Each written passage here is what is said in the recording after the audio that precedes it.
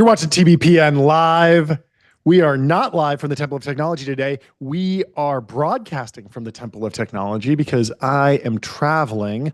I'm in the nation's capital, Washington, D.C. It is a balmy 60 degrees outside. It's not cold at all. Jordy, where are you right now, and how you doing?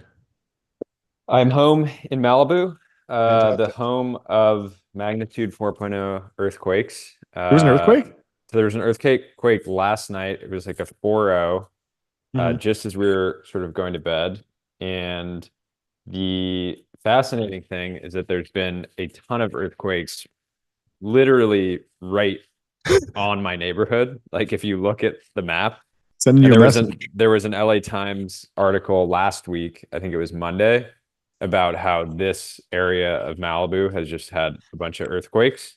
Yep. So we basically had two 4.0 earthquakes in the last week in the exact same spot and a bunch of others. So we're moving and shaking over here, John. Love it. And yeah, I so the funny thing, it doesn't seem like seismologists, right? Like people that like Yeah. study. It doesn't seem they describe their own craft as trying to read the tea leaves because Really? they can't they actually aren't like they aren't able to make really accurate predictions other Yeah. than we think a big one's coming. But they Yeah. have no sense, like, there's been this massive uptick in activity Yep. over the last like 6 months. They're not able to make any type of more accurate projections other than at some point there's going to be a big one. But anyways, we have some news shaking the timeline today. There is a post I wanted to pull up from a guy named Anon. He says about the story that we're going to cover. This is an incredible tale of espionage and intrigue until you remember it's HR SaaS. But it's real espionage and intrigue for our world. And It do you is. think it's an accident that they did this on St. Patty's Day? Well, Give just to set the tone, if people haven't been following, um, today Parker Conrad, the founder of Rippling, announced that they're suing Deel for embedding a spy in Rippling, which is crazy. Uh, in the Irish office. in the Irish office. And yes, it is St. Patrick's Day. And Yeah, so, we got to put on the tinfoil hat and wonder what's really going on here. Is this some Hibernian conspiracy going on? Are the Irish lads up to something? yeah, Uh, but it feels like it's potentially Irish on Irish crime. And true. we hate to see that, especially on a day as important to me as an Irishman Yep. as St. Patty's Day. You Not know, wearing any green, John. yeah, you're I wearing had the green. decency to throw on a Where's green. where's my I green? even thought about leveling it up and going Oh, double green with the there you go. bezel, but I'm gonna leave it off for now. Well, Um, let's set the table. There's actually a new article that just dropped in Bloomberg that I think we should actually kind of pivot over to because it's by Matt Levine uh, over at Bloomberg. Spies in the sales Slack. I'll send this over to the crew. I'm pulling it up. Yeah, Um, because this there's one, nothing like there's nothing like breaking news. nothing like breaking news. Yeah. And Matt Levine is a fantastic writer, and I think he'll break it down pretty well. So we'll read through this. We'll take you through some of the actual complaint, the PDF that's been shared. It's a 50-page document. I have some ideas of where the interesting stuff is, where the interesting anecdotes are, and then we'll go through a list of other corporate espionage just to give some history because it's a fascinating topic. Won't do too many deep dives there, but there's some fascinating ones in this list I put together. Somebody tried to steal the Coca-Cola formula at one point. The Chinese were stealing Google self-driving cars stuff. There's been fascinating stories throughout the business history. So Is the Coca-Cola formula, I don't know if you know offhand, is it still actually trade secret. secret? I think so. They've they've found a way to maintain that secret over a Yep, century plus. I think so. I think they That's divide it impressive. up in such a way that no one can get a full look at everything, and so they've never been able to because it would be off patent by now, and so someone would have copied it. Um, But yeah, highly guarded trade secrets, including a new product sample, and sell them to arch rival PepsiCo. Someone tried to steal it and sell it in 2006. This happened. Crazy. Anyway, we'll go into that at the end of the show. We got to cover the breaking news first. So let's read about Matt Levine. He says spies in the sales Slack Deel. I wonder how much corporate espionage there is. Like if you work in a high touch, high dollar sales business, enterprise software, investment banking, etc. Much of your time will be spent pitching new customers who are choosing between you and your competitors, or pitching customers who currently work with your competitors, or trying to retain customers who are thinking about switching to your competitors. If you knew what your competitors were up to, that would help. If you knew a competitor was coming to your customer's office next week to try and steal them away from you, if you saw your competitor's pitch deck, you could take some actions. You could get to the customer first and offer a discount. You could see the arguments in the pitch deck and try to counter them. You could see what your competitor says about the features of its own product and try to build those features into your product. It's not a magic cheat code. You still need a competitive product and pricing and good salespeople and all that, but it surely helps. So, find a salesperson at a competitor and recruit her. Not to quit your competitor and come work for you, but to stay at your competitor and spy for you. You give her quarterly bags of cash. She looks at your competitor's pipeline and keeps you up to date on who it is pitching and what it is saying. Obviously, this is not legal advice. It seems problematic in all sorts of ways, but surely people try it from time to time. The downside is that apparently, if you get caught doing this, you will get a hilarious lawsuit. And there's a big quote here from kind of summarizing what's going on. Workplace software company People Center Inc. I didn't know this was the real name of Rippling. That's I guess Rippling's just their Cool. DBA. People Center Cool Inc. name. is suing its chief competitor over alleged corporate espionage. Both companies were valued in excess of 10 billion. Rippling, in its complaint, says Deel cultivated a spy to systematically steal its competitors' most sensitive business information and trade secrets in a deliberate attack that lasted for more than 4 months.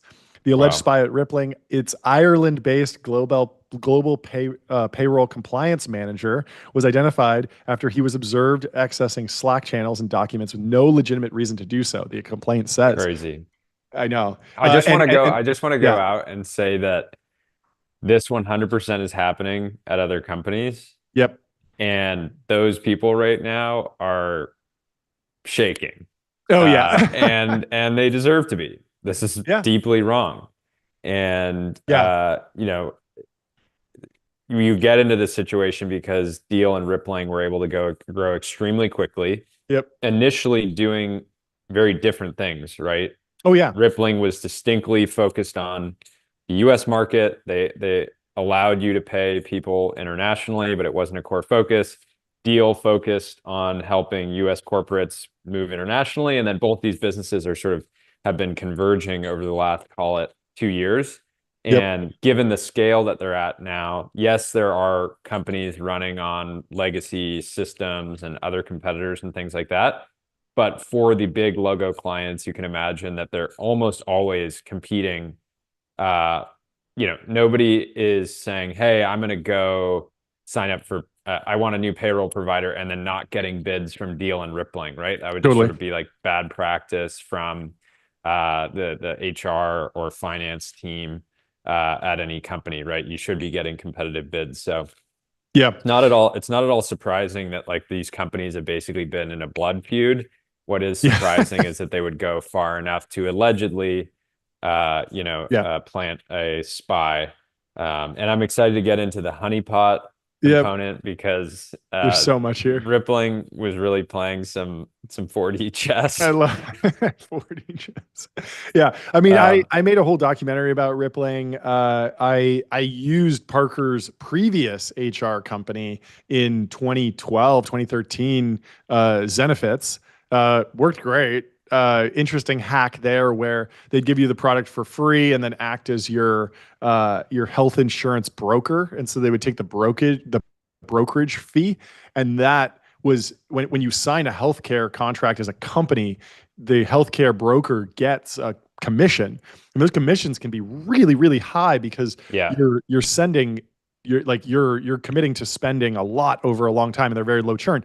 And so it was a very interesting it was a very interesting like go-to-market hack. They grew extremely quickly. They were the fastest company to hit $1 billion in sales in Silicon Valley or ARR like ever. They're multi-billion-dollar company. Then of course there's all the drama with Parker and Sachs, and that's been litigated and relitigated a million times.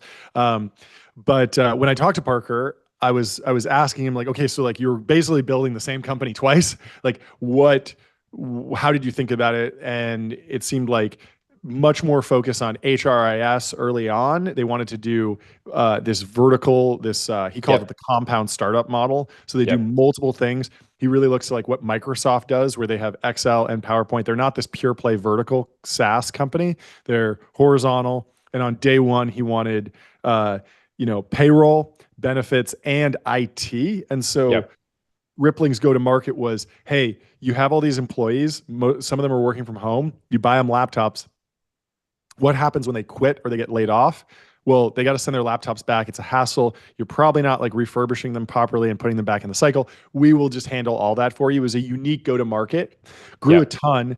And then I asked him, like, hey, like, what's going on with international? This seems like it hasn't been that much of a focus for you.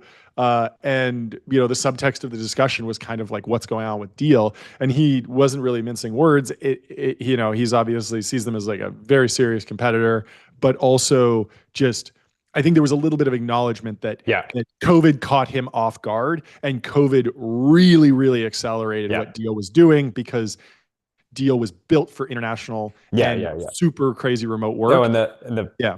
fundamental, and anybody that's an entrepreneur or investor should go back and read the Deals, or sorry, not Deal, Rippling Series A memo, like on the compound startup. Yep. Parker basically lays out the master plan. He even Yep. published the memo himself. Yep. Deal didn't have to, steal that one. Yeah. But he puts out this master plan of like, if you basically own the employee graph, you can launch every meaningful piece of workplace software Yep. on top of that. And something to be, I think we covered this last week. It's something like 70+% of all like public companies are based in the US. Yep. And what that means is that Rippling should own the globe, should dominate, if they're going to come in the US and sort of dominate the American market here, and then, eventually expand into global payroll, then of course they're going to eventually get to upselling. And Yep. so for Deel to move into traditional payroll and HRIS, that's also something that's sort of critical for their long-term viability. Like they're not going to basically dominate the global payroll market without also having a significant sort of foothold in the traditional HR tech market here in the US. Yeah. Yeah. I mean, the compound startup thing's fascinating. It's funny because we're actually working on setting up payroll right now, and so uh, our decision is We being should informed by the war on the timeline. we Whoever should just wins yeah, we should just wins condense our this business. down and set up a Zoom link between a Deel rep, a Rippling rep, a Gusto rep, Augusta rep. A Warp rep, Yeah. and just get them I all mean, on the same call and say, hey guys, like let's build in public here. Let's keep you it get out. transparent.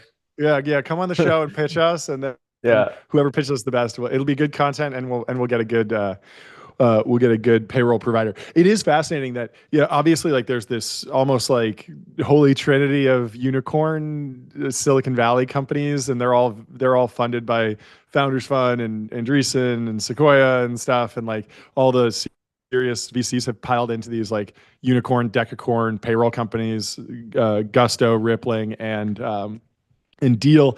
But if you look in the public markets, there's another 3 companies that are all in like the tens of billions, and they all have basically the exact same name. It's like Paycom, Paylocity, and Yep. there's another one with Pay. And then above that, Yeah, and there's it's higher end ones that are worth even more. So it's just a massive market. When you're taking a cut of just payroll, it's just so yeah. easy to justify, oh yeah, 50K a year or 50K a Well, yeah, month. you Like, can what's the you can difference? look at uh historically, I think the payroll market has always been, the narrative has been this is not a winner take all market. Yep. Deel and Rippling and Yep. Gusto can all be worth tens of billions of dollars just by eating ADP, right? ADP Totally. Yeah. today, ADP is the big one. ADP is at 120 billion. Yep. today. There's no new companies signing up for ADP that I know of, Totally. right? Totally. It's just not happening. I never interacted with a startup in coming up Yeah, on I like agree. 10 years in startups that was on ADP. I'm sure they reach out to Yep. companies, but they're just not winning any companies. So it's almost Yep. like a cable style business where it's just sort of Yeah, running or in the like the background. Oracle, it's like, it's like a huge business, but like for older school companies and bigger Yeah. companies. And ADP, I'm sure, is great if you're Disney. I think when Yeah. I was at Disney, they were on ADP, and it was like, yeah, they have like the most insane enterprise compliance needs, and ADP fills that probably pretty well, but it's probably so cumbersome if you're a startup and you're like, actually, I have no need for 25 of these features. Yeah. Anyway, let's continue with the Matt Levine article.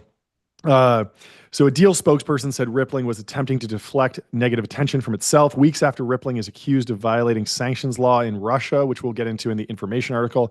It's seeding falsehoods about Deel. Rippling is trying to shift the narrative with these sensationalized claims, the spokesperson said. We deny all legal wrongdoing and look forward to asserting our counterclaims. Sorry, but yes, that absolutely works. If you are ever accused of violating sanction laws, please do bring a sensational spying lawsuit against your competitor. That will Yeah. certainly So distract so me so anyway. so to be clear here, this is a good line from Deal's PR team. Oh The yeah. thing that's sort of hurting them on this is that the alleged spy hid in the bathroom and then Yep. fled the scene. Yeah, you Fled the read the scene. complaint and you're like, this looks Yeah, pretty yeah, yeah. bad. So this is the right uh, line from Deal, but it's I don't know. I think Matt's seeing through it a little bit. Yeah, so he says, this is not legal or public relations advice. It's just an expression of my own interests. Anyway, here is Rippling's complaint, which refers to the alleged spy as DS for Deal Spy. The guy allegedly lurked in a bunch of Slack channels devoted to Rippling's sales process so he could channel information back to Deal. Guided by Deel as his primary search term, DS surreptitiously accessed Rippling's Slack channels, replete with its sales and marketing trade secrets and proprietary and confidential information. The channels accessed by DS contain highly sensitive and confidential information about customers, prospective customers, including details such as customer name, contact information, revenue at issue, and current issues and problems the customer is facing, and details of sales and relationships, conversations between Rippling and its customers or prospective customers. All of these are details that a competitor such as Deel could exploit to convince such customers to purchase their products rather than Rippling products. It is not clear how much this actually helped Deel, but there is at least one suggestive case here. DS navigated to a mention of Deel in a channel focused on a particular prospective customer who was considering both Rippling and Deel. This is known as Prospect B. DS previewed the channel, which included details for a call scheduled with Prospect B the next day and communications in which Prospect B relayed to Rippling specific concerns with the products and services offered by Deel. The channel also contained Rippling sales team's internal pitch strategy discussion, including confidential details about how Rippling planned to highlight certain advantages of its products to address the prospect's pain points with Deel's offering. On February 20th, 2025, this is like just weeks Super ago, recent. Yeah. the the day of the scheduled call between Rippling and Prospect, DS previewed the B-related channel 66 times. Later that day, Prospect B abruptly canceled the scheduled call with Rippling, in which Rippling was going to deliver its proposal, and explained that they were doing so because they had decided to select Deel for the product they were interested in, even though Rippling believes that customer would have been better served by Rippling. And it's fascinating here that like my takeaway is like we are in a very new age of, especially with like the Gong IOs and the sales recordings and stuff, like if you're in an organization and you have access to the Slack, like there's more information than ever because you don't have to walk filing cabinet and grab their notes off their desk. Like it's possible that like every single interaction with a customer is recorded verbatim and then Yeah. also summarized. And then you see all the Slack channels that they're in, and some of them are like, it's literally just a ticker of like, this company is about to sign for this much money. This Yeah. company is worth this much. This company wants us to build this feature. And it's just like Yeah. the most Well, valuable data.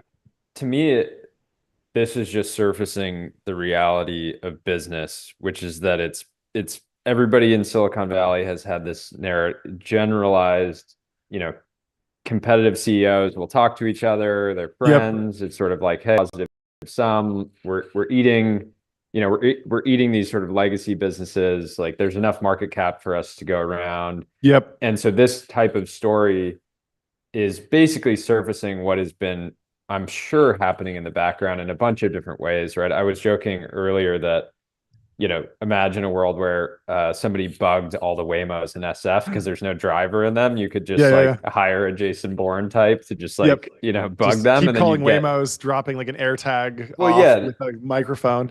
yeah, and you would just get this constant stream of private Yeah.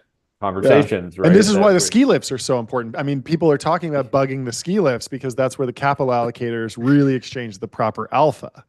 yeah, yeah, that too. But anyways, you know, I, I think this is going to be a big wake up call for the industry that, again, it's not all Yeah. positive sum. Yep. We are competing for the same customers. And, we certainly, we have our own counterintelligence operations lead against other podcasts, right? Yes. Yes. We know that competing, podcasts have tried to get moles into the system, Yep. but yeah, we're just embracing that head on, right? And I think every SaaS needs to have a counterintelligence operations lead. Yes. Yesterday. Definitely. So, Definitely. anyways, yeah, So but like, let's be clear here. If Rippling is coming for damages and they have this example here where it's very clear that Deel had insight into the sales process. This is all, it's up to Deel to like, prove whether this is real or not. But in this situation that Rippling is highlighting, Deel had direct insight into the sales process, down to the dates, down to the individual selling points, and they were able to leverage that information to get the prospect to drop out of the process completely with Rippling. And if this was happening at scale, there's totally a world where there was tens of millions of ARR that was on the line, especially if you totally. look at collectively and Rippling's able to say, look, our average customer stays with us for 7 years. You guys, had a sort of, leverage these sort of trade secrets and this Yep. sort of corporate espionage. This could be, the settlement here could be well into the tens of millions of dollars, or even, who knows? It's not, this is going to be, Deel is going to be fine, Rippling's going to be fine, but this is, not going to be an expensive blunder. Yeah. Yeah, it gets to like the nature of this particular business, which you talk to like the nuclear founders, they were just literally all in that Jason Carmen documentary together, Yeah, and they have a very positive sum mindset because for anyone in this like far out R&D heavy energy business, like they'll even let their lead VC invest in another nuclear company often because they're just like, look, like if we both succeed, it's really good for the industry. And we're all just selling energy onto the grid. Like we're competitive with oil and gas more. Sure, we are competitive with each other, but it's much less zero sum at this point. yeah, Whereas with these HR and B2B SaaS products, they're much more directly comparable. And then the other thing is that, I mean, this is a very high margin business where the pricing is super opaque, and what the price that you're throwing at a customer is basically just like an idea of how much value they're going to get from this maybe. yeah, And if you have the ability to come in and quote just a little bit under, you're going to win those deals again and yeah, again, like because it's just it like you just have to throw out a number and you kind of get an idea from, you can take the temperature of people. Well, what are you paying for ADP? Maybe they'll yeah. tell you. No, and think about how many people at Rippling, it seems like there's enough proof to that, like, out there already, that if the alleged spy is Yeah. hiding and all this stuff, and it seems like there's enough proof to know that like some information was being passed to Deel somehow. Yep. Think about how angry, if you're the Rippling exec team, if you are, that one's obvious. Parker being livid is obvious. The sales team, right, where they're losing deals because people are, basically just have, this sort of information advantage. If you're the engineering team who's like in the product team that's trying to compete on features and you're spending all this time to build the best possible product, but then you're losing out on revenue and growth because again, this sort of unfair advantage. I can see why they took it this route versus just, this is sort of beyond just putting up an X thread and being sort of Totally. being angry, right? Yeah. Let's continue with this Matt Levine article. If you had your competitor's whole pitch deck for a potential customer you both wanted, that wouldn't guarantee you a win, but it would help. Anyway, most of the fun in the lawsuit is the tradecraft. Rippling apparently discovered the alleged spy not because he was snooping on their sales information, but because an investigative reporter at the Information contacted Rippling about a forthcoming article concerning Deel's Russia-related sanctions activity and asked Rippling about its dealings with Russia. The reporter included internal Rippling Slack messages in his email, and Rippling investigated who might have accessed those messages and quickly identified the alleged spy. Wow. Crazy, right? Wait, I didn't even Yeah. see anything about this yet. Yeah. And so we can go over to that Information article, but the possible lesson here is that tech companies are much more sensitive about leaks to journalists than they are about sharing sales information with competitors. So if you're doing corporate espionage, don't blow up your spot by trying to plant negative stories. Not any sort of advice. Having identified the spy, Rippling then tried to prove that he was working for Deel. This is a quote from the complaint. The smoking gun came earlier this month when Rippling set forth a test of, or what is known by security professionals as a honeypot. To confirm Deel's involvement, Rippling's general counsel sent a legal letter to Deel's senior leadership identifying a recently established Slack channel called D-Defectors, in which the letter implied Rippling employees were discussing information that Deel would find embarrassing if made public. It's such a weird thing to send. Just be like, hey, yeah, we're talking trash about you in our Slack. Yeah, I know, but it's just too. And it's like I don't know why you would share that with your competitor, but Well, it's it weird. It's apparently just didn't bait. matter. Yeah, I guess it just didn't matter because they fell for it. Well, and here's the thing. So we're not picking sides here. If Yeah, anything, I've been incredibly impressed with Rippling's growth and yeah, Deel's growth. They're yeah. both tremendous examples of, you know, what's possible in Silicon Valley. Many people almost couldn't believe how quickly Deel was growing. But Yep. Deel hasn't been without its own sort of crises because anytime Mm-hmm. these companies are moving huge amounts of money around the world all the Yep. time, right? And Yep. anytime you're in that business, it's somewhat crisis prone because Totally. let's say some sort of like account manager doesn't catch that, oh, this entity, set up a Deel account and they're using our product to pay out Oh yeah. people that are doing prop trading, right? So they have Totally. this sort of crisis around prop trading. I think it was Yep. probably a year and a half ago. I can't quite remember. And then Yeah. on the other hand, you have Rippling, who's, hey, you didn't notice this, but you've been paying out a sanctioned entity in Europe, right? Yep. I'm just making up an example. I've no knowledge of this specific instance, but yeah, you can imagine this is a war at the feature level. It's a war at the sales level. It's a war at the Yep. capital markets level. It's a war at the sort of like, narrative, Yeah. PR level. So It is so funny to compare it to war, because when I made the Rippling video, I wanted to make it as dramatic as possible, basically, and I was like, what is the what is the hardest moment in your career here? What's been the hard moment to talk about? And they gave me a pretty interesting anecdote about early on. Something happened with one of their customers had a weird character in the name of the company, and it completely messed up the entire payroll file. So payroll just didn't run. And they were on the phone with some of their clients who, a lot of the tech companies are like, oh, okay, the payroll is going to go out on Monday instead of Friday. All of our employees will be fine with that. We'll just deal with that. But one of the companies was running trucking, and he was calling the team being like, guys are going to lose their mortgage over this. This is bad. Like you need to help that. And so the entire Rippling team had to go to ATMs, get cash, go to Western Union and like wire individual amounts to people. And they just Crazy. like, and it was like super dramatic, but it's so funny because it's like, it is dramatic, but at the same time, like we're talking payroll software here. Like Yeah. it's not really life or death, but it is actually very important. And the stakes are high with like sanctioned entities, and even I mean the abuse that can happen just moving money.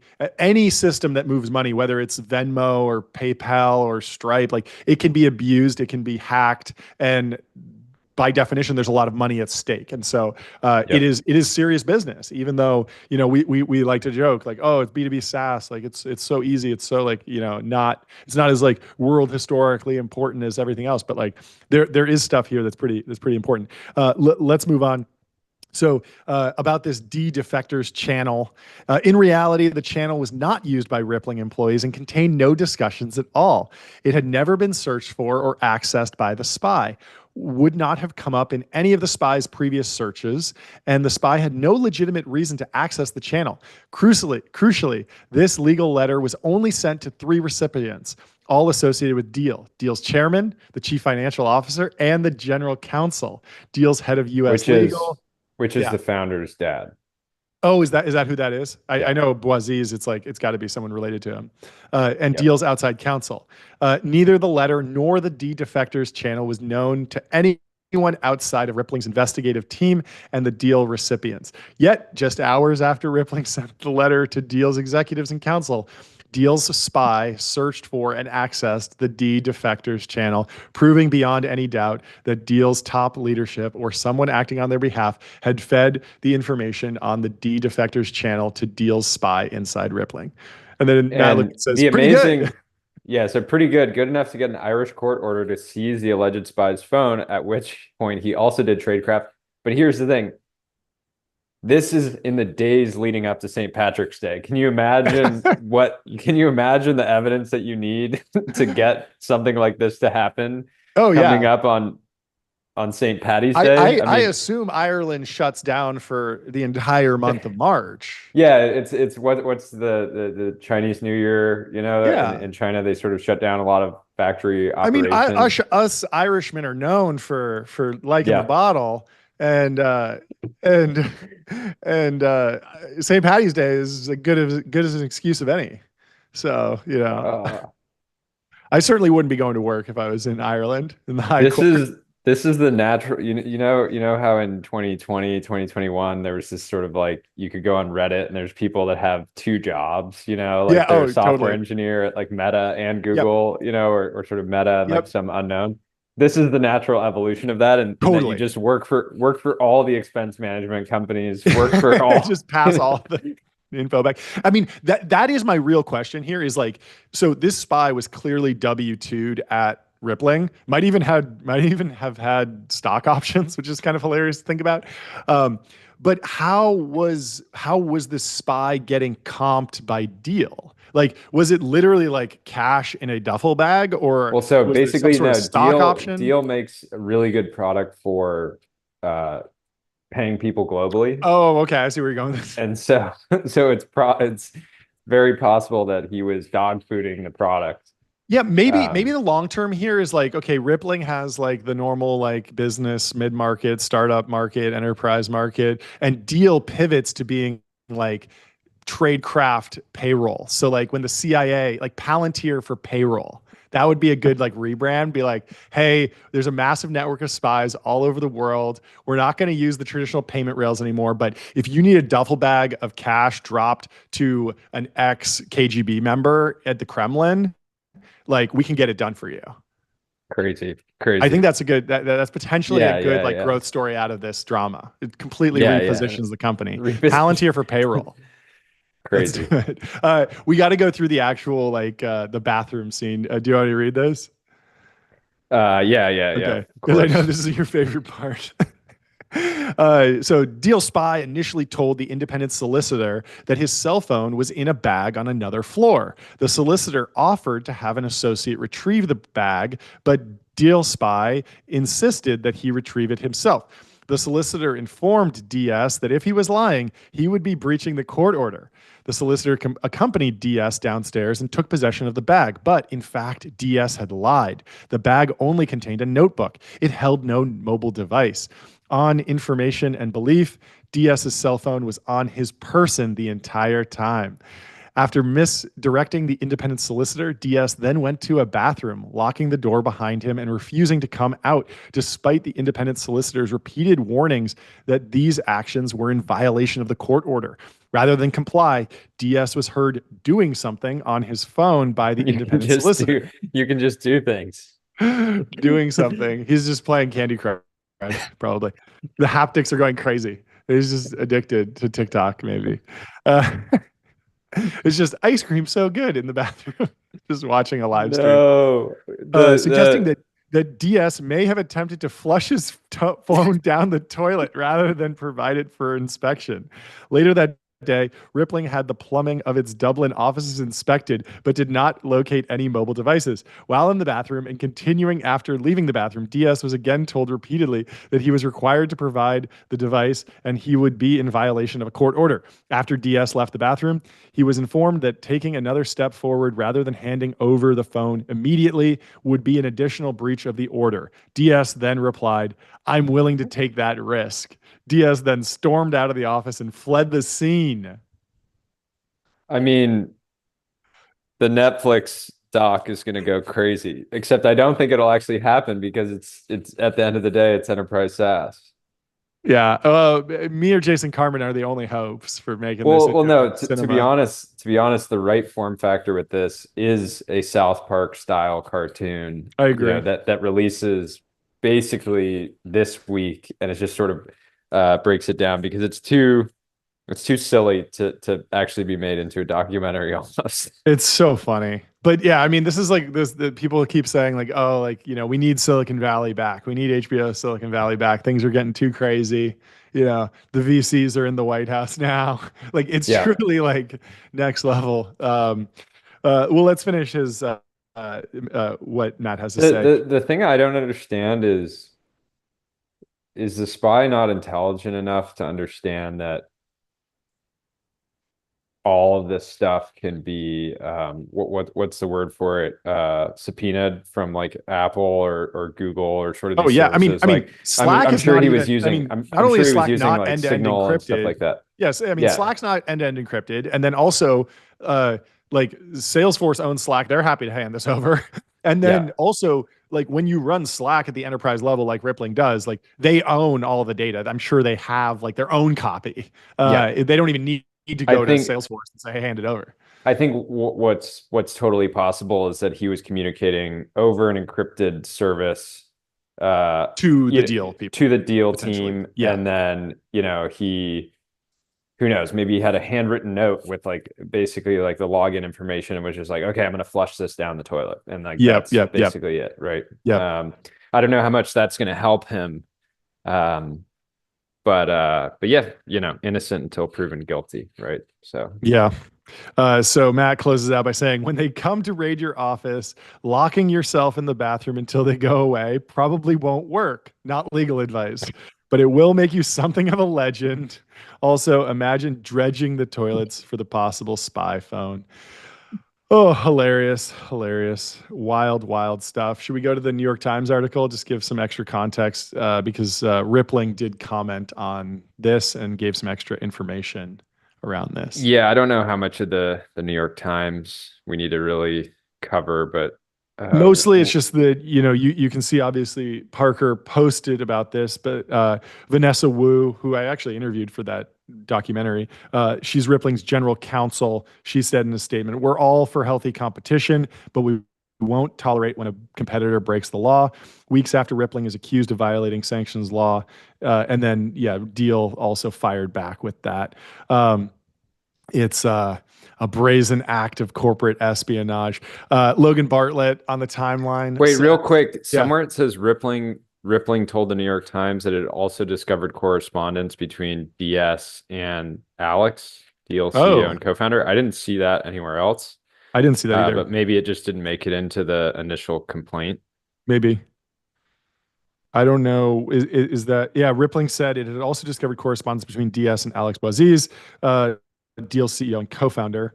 Earlier this month, they sent a letter, which we heard about, to the father of the founder. Within hours, DS started searching the channel, and the company asserts. Crazy Hardcore. stuff. Rippling's bringing in the heavy hitters. The lead lawyer is Alex Spiro of Quinn Emanuel, Urquhart and Sullivan, Pasadena law firm, by the way. Shout Nice. out John Quinn, named partner, lives in my neighborhood. Great dude. He's known for representing Elon Musk, Jay-Z, Mayor Eric Adams of New York City. Some heavy hitters on this. Also, I think he represented Evan Spiegel at Snapchat. And Mr. Beast was also a Quinn Emanuel client, giving you Wow. a little bit of world tour of what Quinn Emanuel's up to. Shout They're out Quinn doing they're Emanuel doing Urquhart. things. Yeah, They're they're doing doing things. things. Yeah, I hope I went to high school with all the kids that were affiliated with this law firm. I Big fan. honestly wonder, so I really wonder how this sort of plays out, right? So you have Deel Spy, who's an Yep. employee of Rippling, not an official employee of Deel, I would hope. Yeah. He's just Um, W-2'd. and He's then like, and yeah, then yeah, I'm Deel spying and they pay me $20 an hour. It's great. and then the issue is then you have Deel, who's Deel's counsel and any outside counsel that they would hire is representing Deel. Yep. But then they also have some interest in like making sure that Deel Spy has good representation. But at the same time, if they represent, they can't like fund his lawsuit because then it looks like, Yeah, Jordy, yeah, I think you need to read more spy novels because this is what's called being out in the cold. Like the yeah, spy is burnt, they're out in the cold, and they gotta go figure it out. Gotta get a new identity. Go Jason Bourne mode. yeah. And it's a challenge because Deel has billions of, potentially $1 billion on their balance sheet. Yep. And the spy probably made, what's that quote? It's like, I'm, you should be embarrassed at how, not that you sold out, but like how little it actually took, right? Like Yep. this Deel Totally. Spy, like I could imagine him making $200,000. And then it's Imagine he like, just got 10% of the company. Deal spy. If you got less than 5%, you got hosed. You got yeah, hosed. yeah, If you're gonna do it for crazy. less than 5%, you should be a co-founder for this. You should Yeah. have co-founder stake, board seat for sure. Of course. Board seat. Apparently, you can tweet from prison and you can do podcasts from prison. So come on the show, but also join the board. Smart. Why not? Call in, be the remote board member. Yeah. Great call. If they're really going to pivot to Palantir for payroll, and run spying operations across the world, he'd be an expert. Anyway, wild times in the timeline. Should we go to Logan Bartlett? He says Yes. today is like the not like us drop for people who know what T2D3 is, which is triple double double double, which is how you grow a really high growth B2B SaaS business, of course. Um, is not like us is the Kendrick song, right? Yes. Yeah, that Yes. was Yes. the I'd like to see, I would love to have had a little birdie, flying around, following Parker Conrad, because I wonder if he did a face to face, with his employee who was spying on him, like the king, yeah. there's a spy within the Yep. castle walls, and the king, like, Yeah. Yeah. I mean, you got to hand it to Parker. Like enterprise SaaS is normally so boring, and his entire life has been fascinating. yeah. Like, somehow it's just always filled with Well, also intrigue. you gotta like one thing, the two reasons to be really bullish on Rippling after Yeah. this, and again, we're the news, so we're not taking sides here, Yeah. but just sort of objectively, like incredible execution on both the law, like the law here, the Yep. execution of the honeypot, how quickly they moved on this. Less than a month ago, they were still sort of uncovering a lot of this. And then it's not super, companies that are winning and crushing markets don't typically feel the need to hire spies.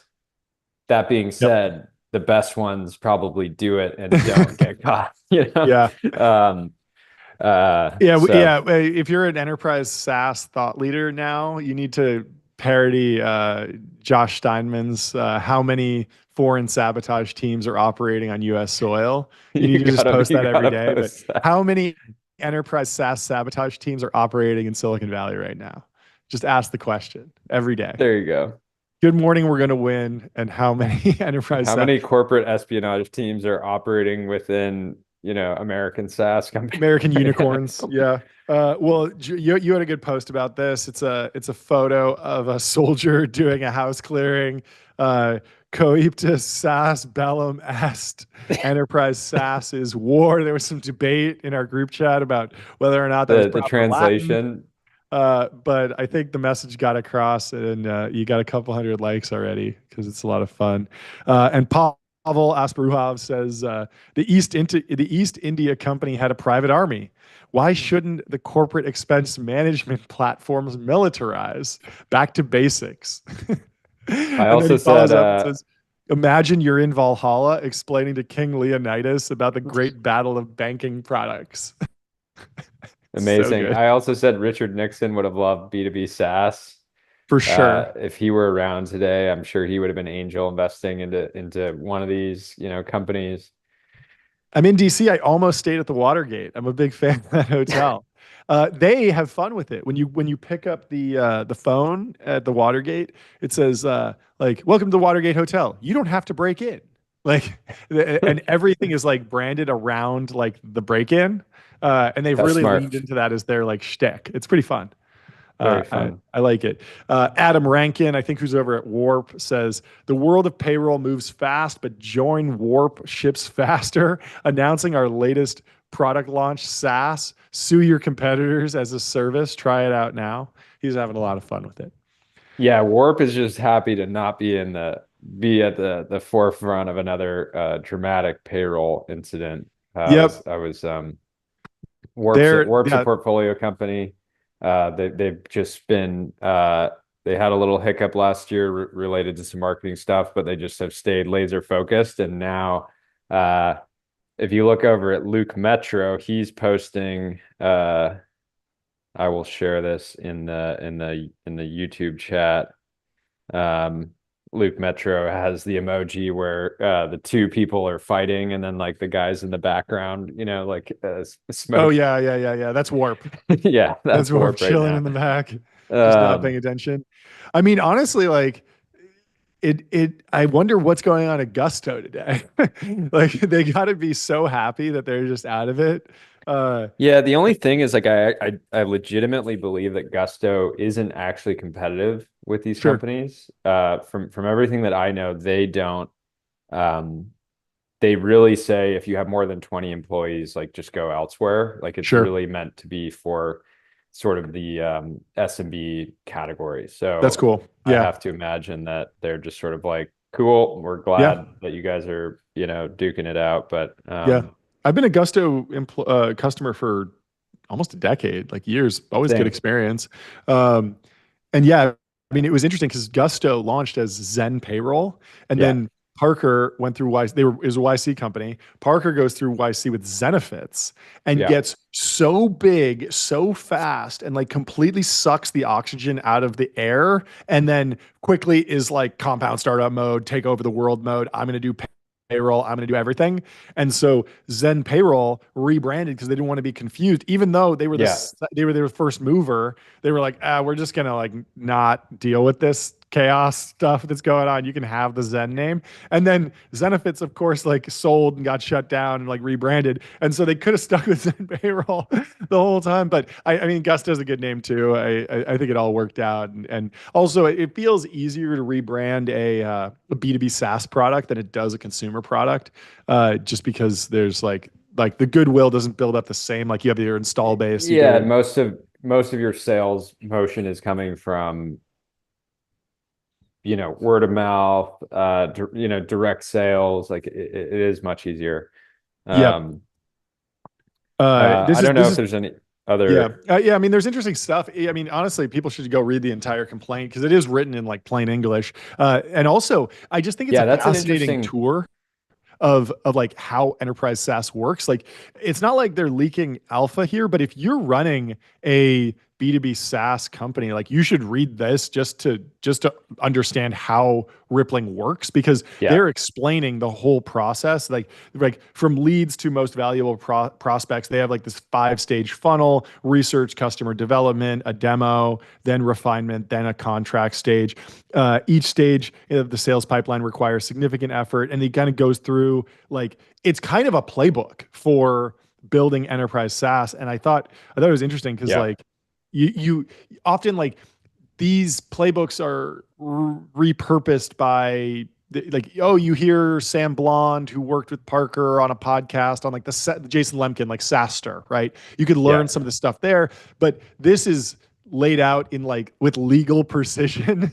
And yeah. so it feels like there's actually And I maybe very implementable here. I actually have some breaking news. So this story has apparently reached LinkedIn Oh, a lot faster than I thought because my buddy who's a big LinkedIn user, he doesn't mm-hmm. use X. He just sent me the story. Mm. And I want to reply back. I'm not going to reply right now, but I want to reply back, uh, buddy, 6 hours too like late. Get on literally an X. 6 hours. No, the first text that I got this morning were like, check Same X. thing. People are tagging TBPN in Yep, this yep. story. They're calling it the Watergate of The SaaS. Watergate of SaaS. That's Um, great. Let me do see. we want to go? Do we want to go through some of those examples of other big corporate Yes, we espionage do. moment? I do want to highlight this one image from the complaint. It's like page 16, 17, and I think this is what people are going to be pointing to on like the was something actually nefarious going on or was this guy just acting weird? Rippling Slack logs show that the Deel spy began searching and accessing Rippling Slack channels at an unprecedented rate beginning or around November 2024. Notably, DS searched the term Deel approximately 23 times a day. And so it seems like this person was maybe at Rippling and then started spying, and it kind of goes from like a before and after. It's not like they were planted there beforehand. The below illustrative example demonstrates why a search for Deel is powerful and alarming. Namely, this example shows that Deel is mentioned in discussions concerning Rippling sales leads, as well as discussion related to a potential customer for Rippling's PEO product. Yeah, And so the challenge here and what I think Deal is going to run into because Deal's own internal Slack messages in regards to their entire like it's not like the sort of Deal spy at Rippling could just pass information to one person at Rippling on Signal and then that's like the end of the information. yep, It's the information gets passed and where the evidence will be really damning is if there's sort of this top down, hey, focus on Shopify. We know we're yep, at risk of and then there's sort of this record of this sort of information coming in from unknown source and then using that, that information being used to change the yeah. outcome of this sort of sales process. I wonder if the spy knew that there are records of channel previews because that's something because just for some clarity when you're in an organization there are private channels which you can't even access or search for. There are public channels which you can join. When you join them, it sends a little message like, hey, Jordy joined the Yeah. TBPN guest planning chat or whatever. But you can also just preview them, which means you're just like looking and scrolling through, but no Well, it's one funny because no one in the organization knows, but the IT guys know. this is basically one of the sort of things that Rippling pitches, which is like you should have one sort of database for all your employees, and then it should connect to every application that you use so Yeah. that there's sort of this like graph of activity. Well, So there's a graph, baby, and the graph is looking like this, like oh flat, my flat, flat, God. flat, and then just massive growth. Oh no. Clearly. And it's Oh like, no. yeah, what's going on there? Something changed. All of a It's sudden, funny. stats searching It's for Deel. interesting to think about how that relationship would have popped up because it's possible that Deel was, and totally speculating here. It's possible that Deel was wanting to recruit this person, and then the person was like, "Oh, actually, I really like Deel, or I like Rippling and the culture here, and like I've got like a pretty great like stock option plan, but I'm down to moonlight." Yeah, Yeah. bad. Give me the cash bags. Uh, so the interesting thing here from the complaint is they really lay out how they actually found the spy, and the title of this is Tiny Bird. I love these like little spy terms. On February 27th, 2025, when the information published the article for which its reporter sought comment from Rippling, Rippling learned two important things for the first time: that Tiny Bird, a startup discussed in the article, is Deal's customer, and two, that Tiny Bird reportedly made payments to sanctioned Russian banks using the Deel platform. Specifically, quote, Tiny Bird followed instructions currently hosted on the website of a sanctioned Russian bank that guided companies on how to skirt sanctioned rules by using Deel. Prior to the publication of this article, no one at Rippling, including Deel Spy, had any other work-related reason to know about any connection between Tinybird and Deel, let alone search that name through Rippling's Slack archives.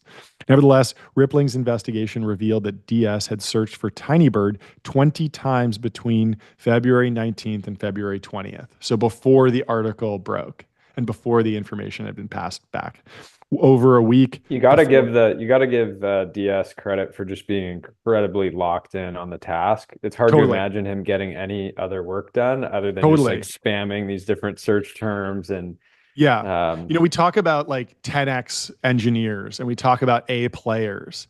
And it just seems like, corporate athletes. let's just call balls and strikes. In terms of spying, potentially a 10x spy, 10x potentially an A spy, player here, a although he real did get caught. And the whole a real spying thing only corporate lasted athlete. like 2 months. Rough. And also the handling of the phone afterwards was pretty bad. But clearly on the grind for a while. What Got to give what credit where did credit's due. what did DS flush? That's the big, it's like what did Ilya know? What did Ilio see? What Yeah. did Ilya see? What did What did the DS Deel spy flush? flush? You gotta post that.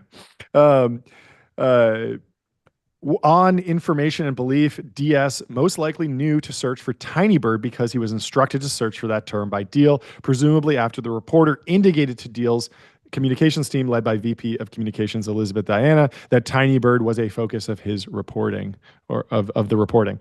Uh, Upon learning of the Tiny Bird searches, Rippling strongly suspected that Deel was directing DS's actions, but to ensure, Rippling conceived a test, a honeypot, and this is where we go into the D-defectors tab, which is fascinating. Anyway, so we should quickly read through that information article that actually kicked all this off. It's in the information. It was an exclusive that dropped on February 27th, 2025, less than a month ago. It's called The Bitter FinTech Feud That Stretches from Silicon Valley to Moscow. Deel and Rippling have stirred up a hornet's nest in the staid world of HR and payments software. Um, the seemingly mundane world of human resources management startups is not the place you'd expect to see cutthroat corporate blood sport, battles linked to global geopolitics, and questions about whether companies took on the wrong customers to boost growth. But Deel and Rippling are hardly ordinary startups. Their feud spilled into open view earlier this year in a Florida courtroom. A court-appointed receiver to a fraudulent investment scheme accused Deel in a complaint of becoming a magnet for people moving money into Russia and making it easy for bad actors to do business with our nation's enemies in violation of national sanctions. The takeaway here, Deel and Rippling are trading jabs over payments in Russia. Rival fintechs are both under pressure from partners over sanction risks. Feud spills out into the open. Deel immediately pointed the finger at Rippling, calling the accusation a coordinated effort by Rippling to damage the reputation of its main competitor. Deel applied to dismiss the case. Deel's evidence was that the receiver's attorney was an investor in Rippling and represented it in licensing and regulatory matters, including helping set up its insurance brokerage. So yeah, there's been this like go back and forth on like Parker and the Rippling team clearly go pretty hard at Deel. He's taken shots like I think there's been interviews where people have kind of asked like, "Hey, what's going on in the international market?" And he'll just be like, "Deel is not a good product," and he like is very aggressive about that. Where most founders would not like cross that line because it's Yeah. just like it's just high downside risk. It can be seen as gauche or improper or impolite. Everyone in Silicon Valley is usually like, hey, we that might be a future acquirer or someone we acquire. We might have similar investors, similar employees. Like, well, let's just keep Yeah. it cordial and say, yeah, we love what we're doing, but fundamentally we have very different visions and different cultures, and like And pick whatever you want. What do you say? yeah, so one data point that's interesting, Rippling had barred former employees who went to Deel from participating in tender offers. So he's basically saying, Oh, sure, you're still a shareholder in Rippling, but you're not going to get access to liquidity like the interesting. way you would if you went and worked at, someone like Ramp. Yeah, yeah. I mean, just very aggressive stuff across the board. And then, do you remember the snake oil fiasco? This whole thing. No. So there was something where uh I think it was. I'm gonna get this. I'm gonna get this close, but I think it was like Rippling was calling Deel snake oil, and they created a snake game that you could play, like a browser-based Oh, yeah, snake yeah, game, yeah. to kind of like take a shot at them. And a lot of people on X were kind of like, just like this is like too much. Like just focus on building, like play a clean game. This is roughing the passer. This is getting a little aggressive, and Yeah. like the trash talking, like maybe tech should Yeah, be they looked at said like the NFL, not Deel like just launched. They said Deel just launched a page comparing themselves to Rippling. Good yep. news, they know who's beating them. Bad news, they're selling snake oil. And then that was you could play the Yeah, game. yeah. It was their response to Deal's competitor page, which are very standard. Like almost every Yeah, startup will have like the side by side of like, oh, and it turns out like we check all the boxes and our competitors check none. Like, it's like yeah, everyone just does that. It's seen as just kind of normal stuff. Normally, you don't use a phrase like snake oil, which is aligned with like almost like illegality, right?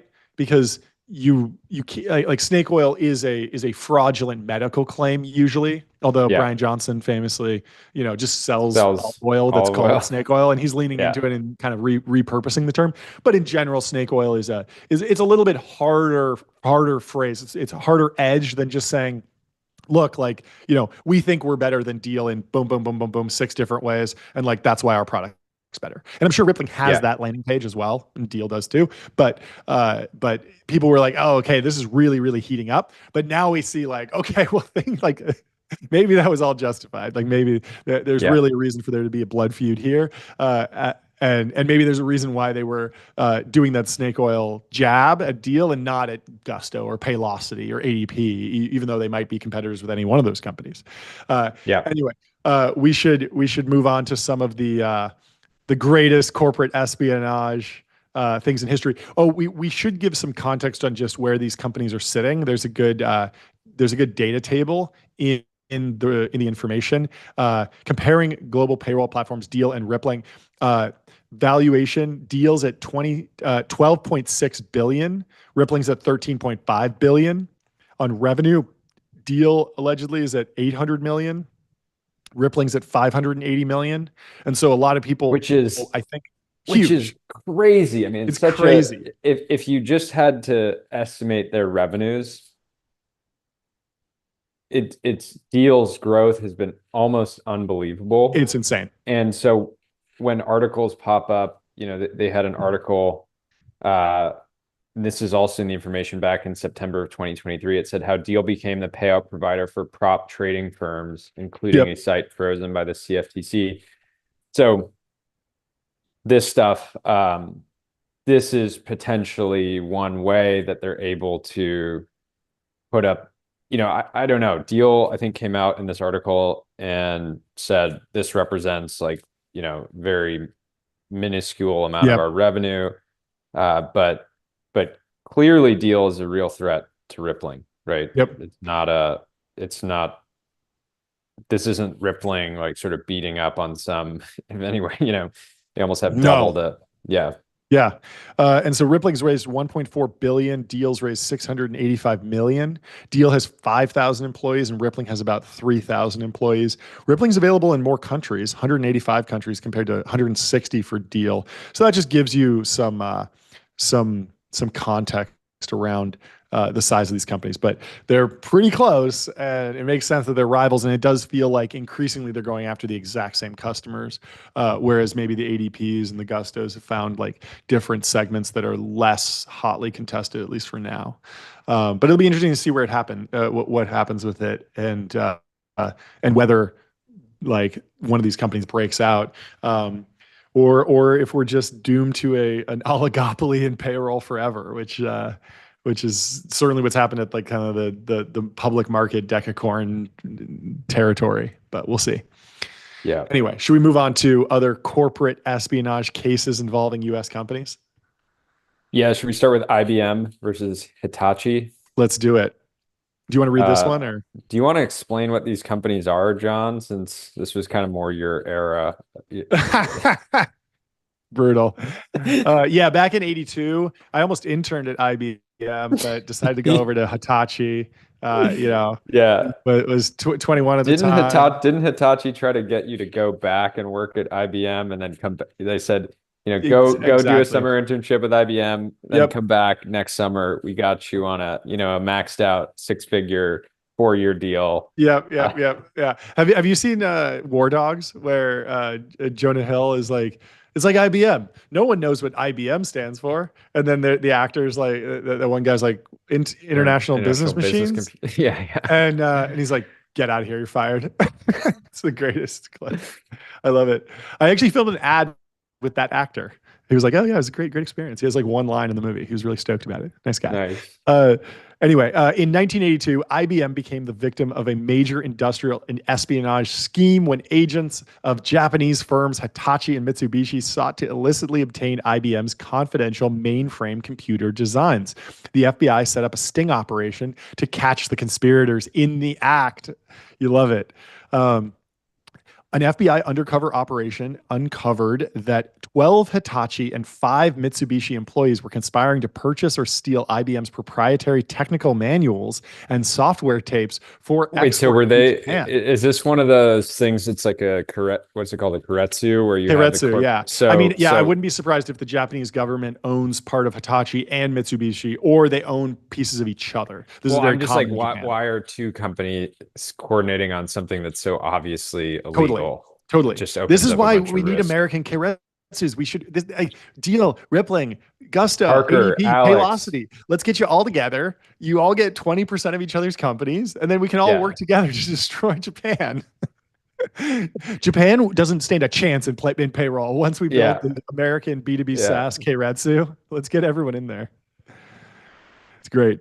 The scheme was halted with multiple arrests, and the case was described at the time as possibly the largest industrial espionage case in history. Wait, so this Uh, is crazy. Hitachi pleaded guilty in along 83. in 83 with 2 executives, and they paid fines of $10,000. $10,000. $10,000. Oof. Um, How will they ever recover? They yeah. also issued an apology to IBM and entered a legitimate technology licensing agreement. The early case raised awareness of overseas competition targeting U.S. technology and led companies to tighten their security on sensitive R&D. Yeah, Crazy. wild. It's funny. Should we go into the hair care product espionage of 2001? Of course, I People mean, have been asking about our hair care routines again. yeah. The answer is we conduct a large espionage on the Yeah, major hair care products. we have moles inside of Unilever and Procter and Gamble, Yes, and yes, they're just giving us, sort of yeah, chemicals out the back door that won't hit the market for another decade. So exactly, that's really the edge. exactly. Yeah. So in 2001, consumer products giant Procter and Gamble was caught spying on its rival Unilever to gather intel on Unilever's hair care business. P&G's tactics crossed the line from It's normal competitive intelligence. I just have to say something really quick. So when governments do this, or hard tech, Oh yeah, defense, they do it's like, oh, this is this is serious. really bad. And then Yeah. when hair care companies and HR SaaS is hard for the general public to really get that riled up Oh because it's yeah, like, okay, you won this customer, and internally these companies got to be so frustrated and annoyed, and it's like the most yep, pressing, biggest issue to them. But then for the general public to be like, wait, you stole a secret shampoo recipe? It doesn't land that totally. intensely. And so P&G's tactics crossed the line from normal competitive intelligence into corporate espionage, causing a scandal in the industry. P&G operatives, reportedly including hired investigators, rummaged through dumpsters at a Unilever office in Chicago over a 6-month period, retrieving about 80 internal documents on Unilever shampoo and hair product plans. Tactics allegedly included misrepresenting themselves in phone calls to Unilever staff. P&G executives discovered the clandestine project and halted it, and then self-reported the misconduct to Unilever. See, The that's the honorable, it's an honorable way to go, and exactly. honestly, it's not the worst, No. not the worst strategy because it makes it seem like, oh, we as a company didn't want to do this. It was just sort of this rogue internal And I think that uh, does happen. I mean, we heard about that with during the NFT boom. There was a guy who was front running them at open at sea. OpenSea, I believe, and it seemed like the founders would have no reason to do that. Like it would like they were paper billionaires from their equity stakes, and like why do they need to like make an extra 100K on the side from like some NFT Yeah. launch? Like it was clearly like rogue employee, rogue trader. Um, so PNG admitted to the espionage and negotiated an out of court settlement to avoid a lawsuit. The settlement terms were not fully disclosed, but PNG is said to have paid Unilever's investigative costs, several $1 million, and agreed to oversight measures. The incident embarrassed P&G, leading it to publicly apologize and reinforcing that even market leaders can suffer reputational damages if caught in unethical spying. It's funny. Let's go on to Coca-Cola. Yeah. Okay. So in 2006, Coca-Cola Company was the target of an insider plot to steal its highly guarded trade secrets, including a new product sample, and sell them to its arch rival, PepsiCo. The case highlighted the role of insider threats in corporate espionage. So what happened? Joya Williams, who was an administrative assistant at Coke, and two accomplices intending to sell secrets to Pepsi, they had access to confidential Coke documents and a sample of a new Coke product. They conspired to steal and sell this information. So again, seems like rogue employee. She enlisted two outside associates to approach PepsiCo, offering Coca-Cola's very detailed and very confidential This information, and this is even a so sample of funny. the new secret beverage in This is development. so It's so great. this It's like is this is this is like this is what everything I love about corporations, John. Just two yes, corporations throwing down saying, you know what? We don't stand for this. yep. We don't want your formula, but you I'm should just fire these imagining, people. yeah, I'm just imagining like metal briefcase, handcuffed. You walk into PepsiCo. I have something very important. I need to get straight to the CEO. You pop the code, open it up. Coke Zero Cherry Lemon. It's gonna blow up the whole industry. You got to taste this thing. I got the formula right here. And the FBI just walks out. Yeah, Like yeah, yeah. They this. kick down the door like the meme. Ladies Yeah. and gentlemen, we got him. Yeah. Boom. Right. Um, So rather than take advantage, PepsiCo alerted Coca-Cola and the federal authorities. The FBI launched a sting operation in which the conspirators demanded $10,000 for initial documents, and $75,000 for the product sample. In July 2006, Williams and her accomplices were arrested by the FBI after one accomplice accepted a duffel bag of cash for the trade secrets. Let's go. The three perpetrators were No, this swiftly is what we were saying earlier. prosecuted. Was the Deal spy getting paid with Deal? They Yeah. support USDC payments, or is there a feature on Deal that you can pay somebody with a duffel bag of cash? And I mean, if that is not, then that is the that real seems like an bear case. opportunity. Is that if Deal wasn't using their own software to pay their spies, it's like, is it really a fully functioning B2B SaaS payroll product at that point? Like you have to ask yourself, like, there are gaps in this system that you've built. If you can't with one click dispatch a duffel bag of cash to someone in a non-extradition country. Yeah. This is important. The other, point we got to give Deel some credit on is they have, as of 2024 revenue, $220 million more ARR than Rippling, but they're Yeah. not resting on their laurels. They're saying we are, like job's not finished. Job's not finished. We're gonna do whatever it takes to, continue to maintain this lead. And as an investor, you're thinking, how are they applying this strategy to legal things in their business? Are they Yeah, bringing that? They clearly have that dog in them. they do. In this They're case, not they really weren't nice very with it nice with though. it. I But think that this shows that while they have that dog in them, they might not be nice with it. yeah, And that's one of the saddest outcomes here. The three perpetrators were swiftly prosecuted. Williams received an 8-year prison sentence, while her accomplices got 5 years and 2 years for wire fraud and stealing trade secrets. No Coca-Cola information ever went to Pepsi. Coca-Cola's brand security was validated, and Pepsi's decision to notify Coke earned public praise. The case underscored the importance of internal security and trustworthiness. Even a single rogue employee can pose a serious risk to intellectual property. It's great. Let's move on to Google. There was some cyber espionage by China in 2010. This is Operation Aurora. This is interesting. State actors involved. We're not quite at that level with this Rippling Deel B2B SaaS fiasco, but still an interesting example. In mid 2009, a number of prominent US tech companies were hit by a sophisticated cyber espionage campaign, later codenamed Operation Aurora. The most notable victim was Google, which publicly disclosed the incident in January of 2010, making one of the first times a major company had openly admitted to state-sponsored hack. The attacks resulted in stolen intellectual property and exposed the lengths to which nation states would go to spy on corporations. The attackers infiltrated corporate networks using malware and zero-day exploits. An Internet Explorer vulnerability was cited. What irony! I mean, of course, they're using Internet Explorer to test their apps, but it is hilarious that you get the way you hack the Google Chrome company is with Internet Explorer. Undefeated that's Internet crazy. Explorer, one of the most vulnerable platforms, Of clearly. all time, Hall And of it makes Fame. sense why Microsoft switched to Edge, which is built on Chromium. It's a lot more secure, I think. Once inside, they stole source code and proprietary information. Google confirmed that some of its own intellectual property was taken. Notably, the attackers also attempted to access Gmail accounts of Chinese human rights activists. It's not enough just to steal the algorithms. You got to go after the human rights That's activists every single crazy. time, indicating espionage motives beyond just corporate secrets. More than 24 organizations were compromised. Google's internal investigation traced the attack to China and the consequences. Google reacted by announcing it would no longer comply with Chinese censorship and considered shutting down Google.cn entirely. In January 2010, Google redirected its China traffic to Hong Kong in an uncensored format, effectively withdrawing its search business from mainland China.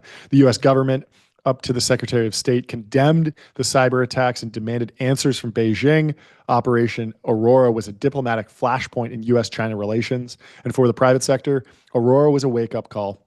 It spurred companies to significantly bolster cybersecurity, leading to greater information sharing about threats and inaugurated a new era of public-private cooperation against state-backed corporate spying. Well, I Wow. mean, speaking of Chinese spies, Boeing Yeah. also suffered a similar issue in the Same year, same too. era, Yeah. 2010. A U.S. defense contractor, Boeing, suffered a long-running case of insider espionage that came to a head in 2010. A former Boeing engineer who had quietly been spying for China for decades was convicted under the Economic Espionage Act. This case illustrated how state-sponsored espionage can burrow within a company for years. And Dongfan Greg, he went by Greg Greg Chung. Chung, a naturalized U.S. citizen engineer born in China, acting on behalf of the Chinese government. This is And crazy. He worked for Boeing and previously Rockwell on the space shuttle, rocket, and aircraft programs. Over 30 years, he stole proprietary documents. An FBI raid found over 300,000 pages of Boeing documents hidden in his home, including designs for the space shuttle, Delta IV rockets, F-15 fighters, and other military technology. If you've ever wondered how China seems to make everything look exactly like our stuff, but for Always 5 years 1/100th behind. the R&D cost, you have your Yeah. answer now. Yeah. Uh, yeah. I have this riff about how, like, yeah, the F-35 is way over budget, but it's actually a pretty good plane. And yeah, if you didn't have to spend $1 trillion on the R&D build out, and you could get the R&D done for free and just manufacture it, you'd do that all day long. And that's exactly what the Chinese It's have a good done. deal. They didn't have to do any of the R&D and instead just manufacture exactly what we spent all the work, all the time. Like all the kinks are Yeah. done. Like all the kinks are out. So Crazy. he was finally caught as an offshoot of a separate investigation into another spy, Chimak, in a Navy contractor, which led agents to Chung. In February of 2010, Chung, age 74 at sentencing, was convicted on multiple counts of economic espionage and lying to the FBI. He was sentenced to 15 years in prison, a severe punishment that was the first trial convicted under the Economic Espionage Act of 1996. The conviction demonstrated that U.S. authorities could successfully prosecute long-term espionage. Strategically, the case underscored the threat of insiders. Boeing and other defense contractors enhanced their vetting and monitoring of employees. It also fed into the broader U.S. concerns about Chinese spying in the defense sector. Fascinating.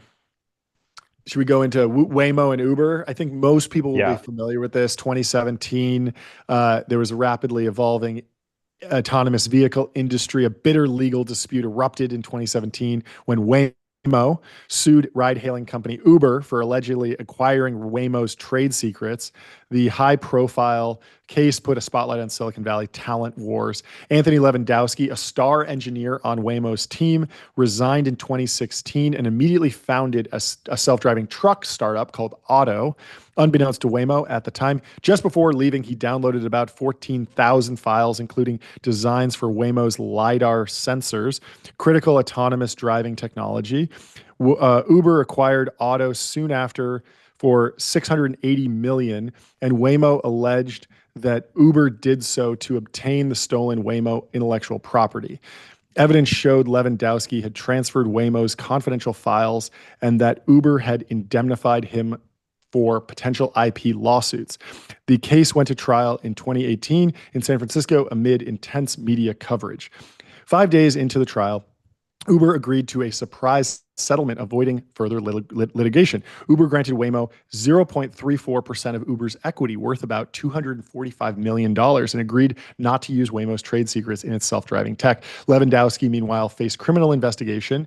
In 2020, he pleaded guilty to trade secret theft and was sentenced to 18 months in prison, though he was later pardoned in 2021. The case's outcome forced Uber to abandon its internal LiDAR designs and delayed its autonomous program, a strategic setback. More broadly, Waymo versus Uber sent a message through the tech industry about the dangers of insider theft and the value of corporate IP. Companies began implementing stricter controls on data access for employees and robust exit protocols when key engineers left to guard against similar incidents.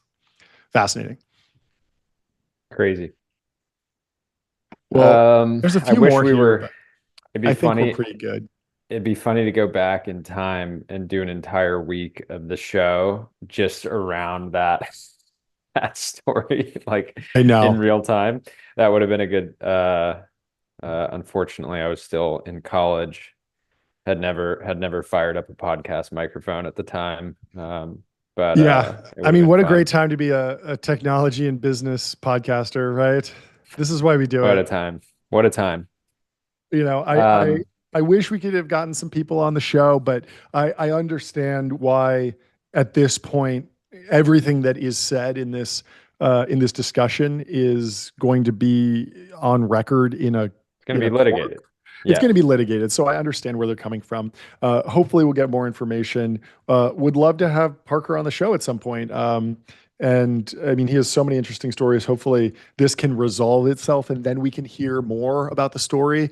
And hopefully, it gets to a place where this is water under the bridge, and everyone just has fantastic and reliable B2B enterprise SaaS. Because isn't that what we all want in this world? That's what we all want, John. Yeah, it was funny. We before the show, we were talking briefly and we're like, there's literally no one with inside information or perspective that can come on the show today Yep. because anything they say can and will be used In a court of law, we have to in a court of Mirandize law. them before they come Yeah, on.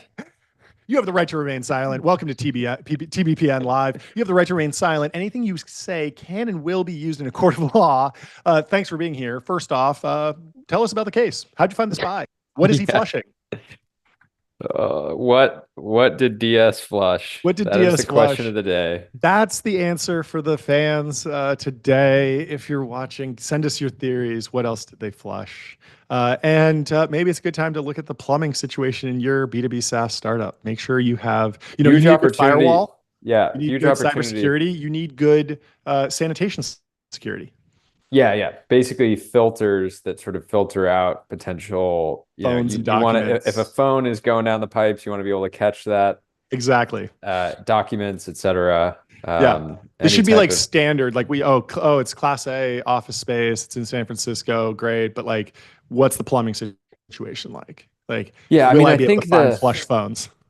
I think the main thing here is it's clearly illustrating there's an opportunity for corporate espionage as a service, right? It would be Yeah. amazing if Deel could just, or it's really you say you're corporate intelligence, but then really, you're just doing corporate espionage. But Yep. if Deel could just point at this firm and say, hey, we were paying them for, sort of sales insights. We didn't realize like where they were getting this from. This is all the big misunderstanding, point at them. Yep. But now DS is left out in the cold. Yep. Hopefully, I mean, he's Irish. Hopefully he's enjoying a pint a pint of Guinness Yep. despite the circumstances. And I hope uh, everyone can resolve this. Everyone can be happy, and everyone can just drink a keg full of green beer next St. Patty's Day. yeah, It'll all be Guinness under the bridge, and maybe there'll be a pot of gold at the end of the rainbow for everyone involved. for everyone involved. For everyone One involved. 1 billion ARR is clearly the pot of The gold pot of here. gold. Yes.